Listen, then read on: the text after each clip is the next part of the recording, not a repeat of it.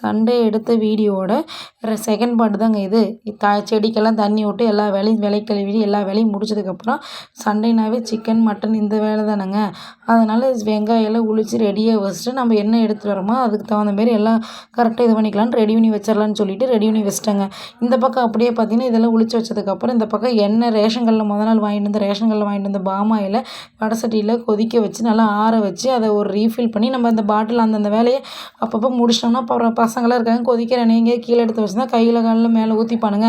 என் பசங்களுக்கு சொல்லவே வேண்டாங்க. ஒரு பக்கம் இருக்கிற மாரி இருக்க மாட்டானுங்க. எல்லா பக்கம் ஓடி ஆடி அலைஞ்சிட்டு இருப்பானுங்க. அந்த எண்ணெயில் நம்ம நேரம் கெட்டு கிடந்தா என்ன பண்ணுறதுங்க? அதை எடுத்து கையில் காலில் ஊற்றிக்கிட்டு நம்ம தான் ஆஸ்பத்திரி கூட்டிகிட்டு போய் நம்ம பார்க்கணும்.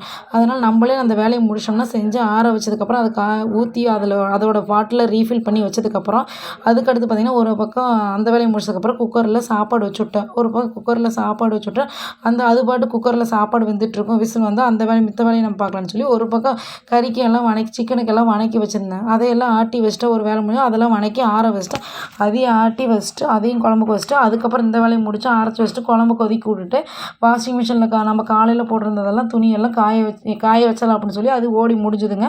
காய வச்சிடலான்னு சொல்லி அதை கொண்டு போய் காய போட்டுடலாம் அப்படின்னு சொல்லி அதை காய போட்டேங்க. அதுக்கப்புறம் பார்த்திங்கன்னா எல்லா வேலையும் முடிச்சுட்டு அப்புறம் பார்த்தோம்னா அப்பாடா சண்டே முடிஞ்சுது அப்படின்னு சொல்லிட்டு அதுக்கப்புறம் வீட்டுக்கு பக்கத்துலேயே தெரட்டி ஃபங்க்ஷன் ஒன்றுங்க. அந்த தெரட்டிக்கு போயிட்டு அங்கேயும் முடிச்சுட்டு என்னோட சண்டே இந்த வாரம் வீக் சண்டே இப்படி தான் எனக்கு போச்சுங்க. உங்களுக்கு எப்படி போச்சுங்கிறத நீங்கள் கமெண்ட்டில் சொல்லுங்கள். Okay bye. அடுத்த வீடியோவில் பார்க்கலாம். பாய்.